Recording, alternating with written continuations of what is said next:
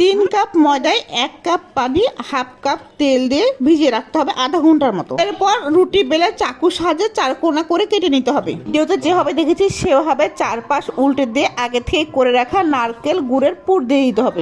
এরপর চারপাশ পানির সাহায্যে লক করে দিতে হবে। মুখগুলো আলতো হবে মেরে দিতে হবে। উল্টা পাশ দিয়ে 4টা পাতা বের করে নিতে হবে। পরের পাশ উল্টে একটা লবঙ্গ গেঁথে দিতে হবে। হয়ে যাবে লবঙ্গ লতিকা পিঠা।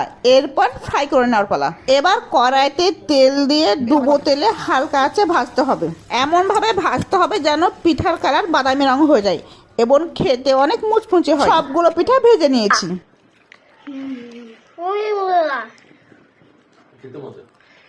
কেমন হয়েছে বাবা? মজা, মজা। কেমন বলো? কি করতে হবে? লাইক, কমেন্ট আর শেয়ার। Thank you.